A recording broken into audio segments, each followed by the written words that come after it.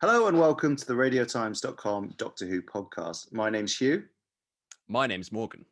And this week we are talking about a pretty obscure corner of Doctor Who, something that doesn't come up very often. You guys might need to consult the internet and check out a few of the more in-depth wikis. There's these Doctor Who monsters you see called I'm just going to check I'm saying this right, the Daleks. Yes, the Daleks. Yeah, I don't know if you, Morgan, do you remember the Daleks? I'm not sure if they've, pretty obscure. Vaguely, I think they popped up once or twice, didn't they? Maybe in the classic series. Didn't make a huge impact, but no, they're no mechanoids, that's for sure. Of course, we're being facetious. We're being facetious. That is our way. We're talking about the Daleks because basically there are rumours that the Daleks are back in the next series of Doctor Who, specifically series 13. There have been fans have spotted Dalek voice actor Nicholas Briggs knocking about. They have spotted Dalek operators Nicholas Pegg and Barnaby Edwards also around apparently. And some people claim to have seen, some blokes loading a Dalek somewhere. Although, with any of this stuff, you got to take it with a pinch of salt because these people could have other roles. They could be other monsters that the Dalek operators are operating. Nick Briggs could be voicing a Jodie again. You never know. But the reason we're kind of talking about it, we thought it was a good springboard to talk about. Is it time to bench the Daleks? Not permanently. No one's suggesting that. But when I sort of saw these rumors, I was a bit like, oh, we just did the Daleks. Should we have a year off? Is it time to kind of not like rest them exactly? Because that always sounds a bit like, deliberate, but maybe like, I don't know, not do them this year. I don't know. I mean, Morgan, what do you think? Well, I think we're seeing this now when the most recent episode of Doctor Who to be televised was a Dalek story, right? Daleks. Yeah. Yeah. So it seems very, very immediate. The odds are this is going to be an episode from later on in series 13. So there will, of course, be a bit of a gap between Dalek stories, if indeed there is a Dalek story in series 13. I think the question is, are we bored of the Daleks? And that's kind of an open question because I don't think the Daleks are obviously potentially great villains if handled correctly. You shouldn't leave them out just because it feels like we've used them a lot. Like if there's still something new to do with them, something new to say with them, why not bring them back again? They work so well. I remember the Daleks popped up at least once in some form in every modern series of Doctor Who. I remember there was sort of a fan theory doing the rounds that this was because of some contractual obligation that the BBC had to the Terry Nation estate, that they could only have the rights to the BBC could only have the rights to the Daleks if they were to use them at least once a year. This was what was alleged, and Stephen Moffat kind of, when he was showrunner, refuted that and said, no, the reason we have the Daleks every series is because they're the Daleks and they're great, and why wouldn't you have the Daleks? So I think there's no reason to bench them unless there's nothing new to do with them or new to say about them. And I guess the question is, are we there? Are there still new things to do with the Daleks? I think there must be, but I do also feel like when you look at the kind of list of, famous Doctor Who monsters, say, so for example, when I was looking at the Sontarans, you're like, oh, wow, yeah, they've been in loads of episodes. You actually look at it and you're like, oh, they've not been like as many episodes as I thought. And you look at the Cybermen, they're like, oh, a bit more. And you look at the Zygons, you're like, oh, really not that many. And then you look at the Daleks and it's like, just like this endless list. Like they're used so much compared to any other Doctor Who monster. And I get what you mean, because I think you could say an interesting story with them. And I think there have been interesting things done in the modern series. Definitely Christopher Eccleston series, that kind of reboot of the Daleks was really interesting. The Dalek as Terminator episode is quite a clever idea, just sort of making them scary. And then the Daleks as religious fundamentalists idea, which didn't really go much further than that, but that was quite interesting. But I do wonder, I enjoy episodes that the Daleks are in, but I am a little bit like, what's new? It always now seems to be either here's a very small group of Daleks that are desperate, but they're still so deadly because they're desperate, or here's loads of Daleks who are invading and they're even more deadly because there's loads of them invading, and it's sort of jumps between the two. Yeah. Yeah. I don't know if you need like true. a moderate number of Daleks. Maybe that's what would make me happy. Like Yeah, you need like 16. 12. Yeah, Yeah, 12. yeah. 12 No, doing something. It's a good point. No, I think the Daleks are only as people hail them as a great villain, and like I said, handled well, they are a great villain. But the Daleks are only as good as the story they're in, right? So your mileage may vary, but you watch Dalek, the series 1 episode, you go, "Whoa, the Daleks! What a great villain!" And then you watch Daleks in Manhattan, the Evolution of the Daleks, and you go, "Oh, maybe let's give the Daleks a rest. There's nothing more you could do with the Daleks." To be fair, that's an episode I would cite as like they did try and do something a bit different. Yeah, but again, I think if there's an interesting story to tell, why not bring them back? But if you're only bringing them back because it's the done thing, because it's Doctor Who and we have to have a Dalek story once every series, maybe reconsider your motives. I think, to cite a recent story, I think actually Resolution, although it did echo some previous stories, including Dalek in that kind of, like you say, it's one lone Dalek, and one lone Dalek is incredibly scary and formidable, but not as much as an army of Daleks. But it did feel a little bit like a Dalek story we hadn't seen before. That whole idea of the Dalek reassembling itself, and you had the kind of the twist with the junkyard Dalek. Well, it's the reverse Dalek episode, is what I think they said. Is like it starts with the Dalek out of the case, and then you gradually get into it. Whereas most of them that have the Daleks coming out of the case, that's like the big thing at the end, like Dalek. And people say, there are only so many stories in fiction. It feels like there have been so many Dalek stories now that it's almost impossible to find a new twist on a Dalek story. But that did have enough that was new about it. And I think if you compare it to Revolution of the Daleks, which I personally, and again, mileage may vary, I personally wasn't so keen on that. I didn't think it was as good as Resolution.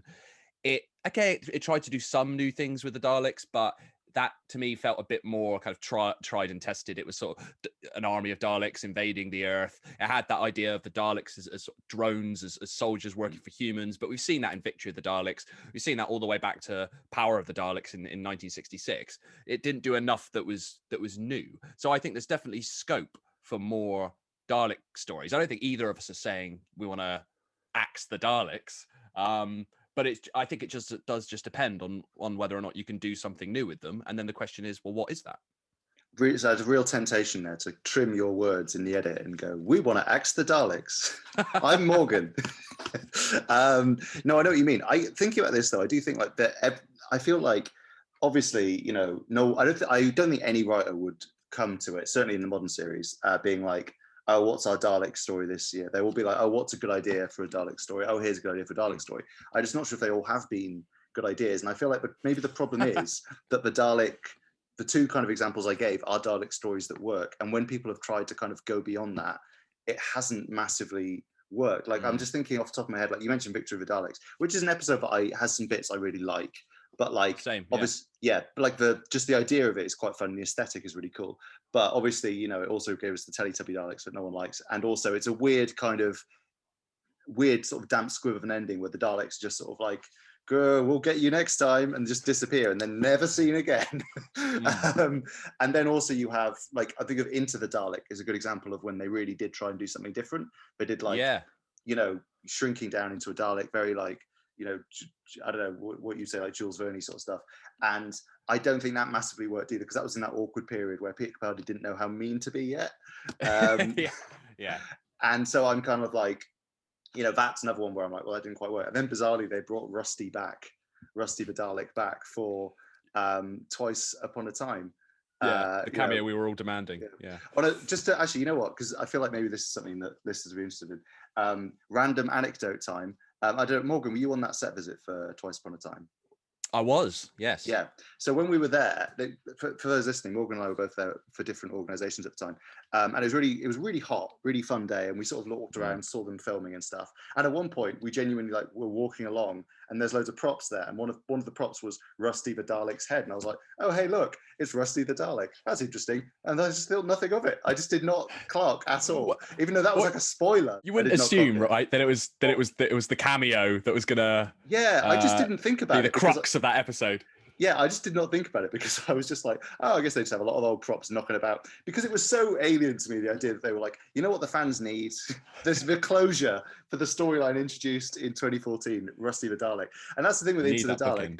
Yeah, like Vince the Dalek. I mean, weirdly, apparently of paramount importance to Peter Capaldi's era, given the way it kind of was at the start and end. But you know, I'd say as fans, I wouldn't say it's an episode that is beloved, you know, by fans. No, and maybe that raises an interesting point, which is, can you do something totally left field and offbeat with the Daleks? At what point, you know, does it stop being the kind of Dalek story that fans enjoy? Yeah. Yeah, yes, okay, we've seen armies of Daleks invading planets, invading Earth, multiple times. But if there's a Dalek story where that doesn't happen, are we disappointed? Do we get, well, this isn't actually what I want from my Dalek story? So it's a tricky balance. One thing I think is that we've seen a lot of, whether it be a single Dalek, whether it be an army of Daleks, seen a lot of Dalek stories on present day Earth. And I understand why, like, and a lot of them have, have worked really, really well. You think of like Stolen Earth, Journey's End, Army of Ghosts, Doomsday, like great stories. But is there an opportunity to do something different there? Like, I even just change the setting. Like, I'd love to see the Daleks on future Earth, like that kind of year 5 billion vibe, but with Daleks. Or again, Resolution, the opening to that, you had Daleks in medieval times, like Daleks versus Vikings. That was a kind of idea that was touched upon, but it was, it's like, why would you not show that? It's like, oh, we'll just do a little drawing of it. And it's probably expensive, right? Yeah, but it was the pre-credits. It was just like, oh yeah, some medieval warriors fought the Daleks and that happened, and now back to present day Earth. And it's like, I want to see that story. I want to see like an army of medieval warriors take on the Daleks. And okay, you have to do it on a Doctor Who budget, but there's probably something quite interesting to do there, where there's a Dalek in medieval times and they think it's a demon, and you could, again, it gives it a slightly different feel to what we've seen recently. All you need is the end of the battle. There's loads of smoke and dust and smog in the air. It's muddy. Yeah. There's one guy left standing. He's got his sword out. As people did back then. And he's like talking about some sort of monster, and you're like, oh, we don't know what this monster is. It'll be really scary. And then you see like the blue light of the eye coming through, and you're like, that would have been cool. There's a very Doctor Who way to do it, right? And funnily enough, talking about Daleks in history, like, oh, that sounds really cool, right? But then you go, okay, when has modern Doctor Who done that? And it's Victory of the Daleks, and it's Daleks in Manhattan, Evolution of the Daleks. True. Neither of which generally is held up as the. They are 20th century though. They are like, I feel like they almost did it in the Big Bang or whatever. But if you did like a Dalek story set during Roman times or something, like I feel like that would be quite a cool story. Yeah, I feel like that's kind of, I feel, you have to do certain things possibly in a Dalek story in order for it to feel like a Dalek story, in order for it to sort of tick fan boxes, and Into the Dalek maybe wasn't traditional enough. But could you take what we love about a Dalek story, which is essentially Daleks going nuts, exterminating people left, right, and center, and being devious and cunning and everything, but then put that in a different setting, whether it be like the far-flung future of an alien planet. That's something we haven't seen for I mean, I guess you see it a little bit in kind of, Stolen Earth, Journey's End, but again, there's a lot of it on present day Earth. You haven't seen something like the Daleks Master Plan or something like that from the classic series, where it's a real kind of space epic featuring the Daleks. I actually saw it recently in that animated spin-off they did, that Daleks, something more like that, like those TV 21 comic strips that people loved, or the total flip of that, Daleks back in time, Daleks in medieval times. Like, we've seen Daleks time travel before. We don't know exactly what the sort of timeline is of Daleks versus human evolution, so potentially the Daleks could arrive in our past. They kind of did it a bit with the Cybermen, didn't they? In the Ascension of the Cybermen, Timeless Children. They kind of had the like, humanity's been ravaged by the cyber wars thing. Like, you could do that with Daleks, I think. Yeah, or indeed, Haunting of Villa Diodati, where you take the Cyberman and throw it back into the past and it kind of personifies kind of the monsters and fears of the time. Could you do something similar, with the Daleks? I think the Daleks work. Yeah, of course the Daleks work well in these kind of epic space sagas and on spaceships and that kind of thing. But the Daleks also work really well when they look out of place, I think. So again, if you go back to the classic series and you've got something like Evil of the Daleks, and it's Daleks in Victorian manners and stuff, there's something so odd and weird about that it actually works really well. So having Daleks in a historical setting, I think is really strong potentially. It's also reminded me that the 2015 episode, The Witch is Familiar, really missed a trick by not being called the Master's Dalek Plan. Yeah, I've heard that one before. Yeah, no, I love absolutely should have been.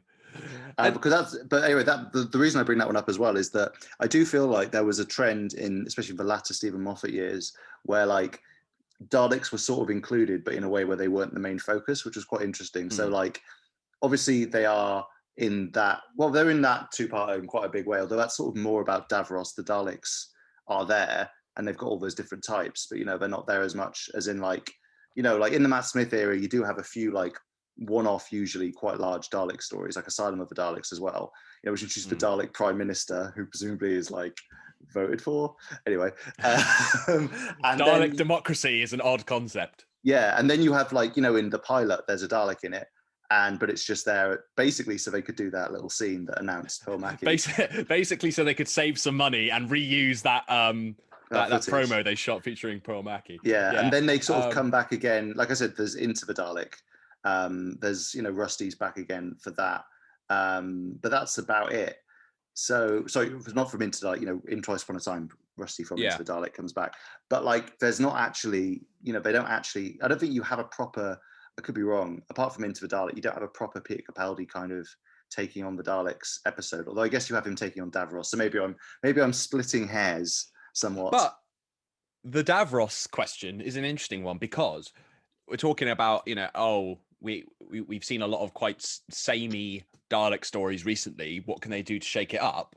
And Davros has not been seen since Magician's Apprentice, which is familiar, since series 9, which is 6 years ago now. That's true. And a Dalek story for me, a Dalek story with Davros is always different, and that's it feels like an obvious thing to say, but like a Dalek story with Davros does feel different, right? Like you were just saying then, it's that two-parter from series 9 is very much the Doctor versus Davros, and the Daleks are secondary, and I think that works fine so long as you also have to balance out the stories where the Daleks themselves are really at the fore. I think one thing Davros brings is like you kind of have that person to react to, whereas the Daleks, I think maybe one of the challenges is that they are quite faceless, and it's sort of like the Doctor doesn't really get to like face off with anyone. Like they had in a way that's maybe why they had Robertson in Revolution of the Daleks, is there's like actually a person for the Doctor to sort of shout at, whereas if it's a Dalek it's just Jodie Whittaker yelling at like a prop. Yeah, no, exactly, and that they're not known for being loquacious Daleks, which is the whole reason why Davros was created in the first place, to give a more sort of human, if you like, kind of opponent for the Doctor to respond to, a kind of vocal piece for the Daleks. And stories where Davros isn't in it, you'll see quite often there is that kind of that Robertson type character. There's normally like a kind of a human advocate for the Daleks to argue with the Doctor in their place. So I think bringing back Davros is potentially a way to go. And also I started thinking about that, and then I was thinking, Big Finish, the obligatory mention, of course. Back in 2003, did a story Davros, which was called Davros, which was the first time they'd used Davros, and that was a story which had Davros without the Daleks. Now, this is obviously not something that's going to happen in Series 13, if indeed there is a Dalek story in Series 13, because we've seen Nick Briggs on set and Dalek casings and so on and so on. But in future, it'd be interesting if TV Doctor Who were to do something like that. I think, given that when Davros is in a Dalek story, he's very much the driving force. The Daleks essentially become, his hired goons. Could you do a loose adaptation of that story, in much the same way as like Big Finish's Jubilee? It's kind of a loosely inspired Dalek on TV. Could you do a story that's just Davros? Like that might be a way to freshen up the Dalek mythos, I guess. Definitely. I do feel like the Magician's Apprentice, which is familiar double episode, tried to kind of get under Davros's skin, such that it is a bit. I just remembered I've brought you the only other chair on Skaro, whatever it was. That was quite a good line. There's definitely bits in that I enjoyed. And like you meet like, if a Doctor meets his little boy and he's like, my name's Davros, or whatever. It's just like, it's quite silly in a good way, in a fun way. And with that story as well, don't forget you've got Missy, who plays quite a large role in it. So that doesn't feel like a Dalek story in the traditional sense, because it's the Doctor versus Davros plus Missy thrown into the mix. I almost forget about that story, not because it's bad, but just because when you're thinking of like classic Dalek stories, it doesn't quite fit the mold. Which again, it's good because we're talking about, right, how do you do something new with a Dalek story, and that's one approach. Yeah, it's interesting because I feel like the more we talk about this, the more it's like we're like, oh, we want something different. Why is it all the same? And here we're like, here's all the reasons we don't like the ones that are different. Like, no, yeah, like that. So I kind of see it does seem like a bit of an impossible challenge. Like the one thing you seem to be able to do with the Daleks is like not do them for a while and then bring them back. And maybe that's why those initial Dalek episodes in series 1 do work so well, because you haven't seen any Daleks for a long time, so you're kind of reminded of them. And then they kind of do the whole the Daleks are invading story, and it's quite a good one. And then it's kind of like, I do feel like David Tennant's first series, because they were still relatively fresh and they found a kind of a new take on the Daleks with the cult. What are they called? The Cult of Skaro? Is that what they're called? The Cult of Skaro. Yeah. It's just like the Cult of Earth, isn't it? Like that's a weird name for a group. It's like doesn't mean anything. Anyway, those guys. That's a problem with sci-fi in general, that there are no and Doctor Who, there are no like cities or countries on alien planets. Everyone just refers to themselves as like the citizen of the planet. It would be like if we were just like, yes, we're from Earth. Whereabouts on Earth? Oh, just Earth. Just Earth. It's pretty generally small. Yeah. It's the one thing that Game of Thrones always does quite well, I think. Lots of different cities and worlds. Anyway, another that's another genre thing to talk about. But yeah, so I do feel like that storyline at the end of series 2, again, the Daleks still felt quite fresh. They gave them a little redesign, and they were surprised. That was the good thing about them, actually, is they were a cool surprise. Although I think I certainly, as a like non-internet-y fan back then, I had guessed they were in the final episode, because you see in the like next time preview, you see a man being exterminated. So that was a bit of a it was like a bit of a spoiler. I didn't clock it, and I have a theory sort of related to that, and it's a slightly controversial theory, and so when I say this, people say how dare you say this, and I'll preface it by saying, of course, Russell T Davies did an incredible job of bringing back Doctor Who, and of course it was incredibly difficult to pull it off and to get it right and to get people to take the show seriously again when it had become something of a joke. All that being said, in terms of storytelling, when he relaunched Doctor Who, he kind of had an easier job, I would say, than his successors, because you go series 1, what do? You bring back the Daleks. Series 2, you bring back Cybermen. Series 3, bring back the Master. And then series 4, you leave, and it's like, and so he exactly dropped the mic, and he did that brilliantly. But he's kind of got those boxes to tick, right? Because the first time the Daleks come back in modern Who, it's very exciting. First time Cybermen come back, first time the Master comes back, all those things were so exciting. And just by it's just never going to be as exciting when they come back a second time. Yeah, that's not the fault of anyone. So he kind of had those boxes to tick, and he ticked them brilliantly. But so I think, of course, a new Dalek story now is never going to be as exciting as when we watched Dalek for the first time. So that's why you do have to find kind of new twists on it. And the longer Doctor Who goes on, the longer new Doctor Who goes on, the more difficult it is to find new ways to kind of surprise us. And as we've pointed out, still deliver what we really want from a Dalek story, because we say we want all these different things, but actually there are certain key components to a Dalek story that we still want, or it doesn't feel like a Dalek story. So it's a hard balance to strike, and getting harder all the time. So that's my that's what I'll say to whoever is writing the next Dalek story, possibly Chris Chibnall. This is impossible. Why are you doing this? Why don't you give up? Why even try? Yeah, good luck. It's really hard. And the fans are never going to be happy, so why bother? It's almost like Doctor Who in microcosm in some ways. Although Doctor Who fans are very nice, and we love you all, and very, very, very nice listeners. But yeah, I mean, what do you think, very nice listeners who I just cited?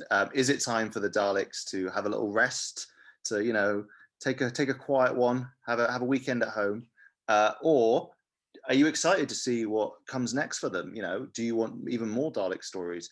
Do you have any interesting Dalek pitches? that, you know, you can put in our comments and we can steal and send to the BBC and claim as our own, because we definitely do that. We don't do that. But, you know, do you have any ideas? You know, is there anything you'd like to see from the Daleks? Please let us know in the comments below on YouTube, or, you know, you can tweet us at Radio Times, or, you know, whatever floats your boat. You can listen to this podcast and previous editions on the Radio Times YouTube channel, on Acast, Spotify, and Apple Podcasts and things like that, if you're looking for that. Last week, I went behind the scenes of Doctor Who Time Fracture and spoke to people for that. So you can listen to what happened when I went there. And yeah, we'll be back soon with more Doctor Who stuff. We'll have soon-ish a review of Doctor Who Time Fracture, probably not next week, but very soon. And we have loads of Doctor Who stuff on the radiotimes.com website, like the latest news and updates and sort of fun quizzes, behind the scenes things, opinion pieces, analyses of the Doctor's hair. Yeah, I mean, the mane of the stuff. Doctor. Paul Kirkley wrote a brilliant piece, so please let us know if you want more of that sort of thing. You know, we aim to please. Until next time, I've been Hugh. I've been Morgan. I think it's safe to say that we've been overused or in need of a rest. So goodbye.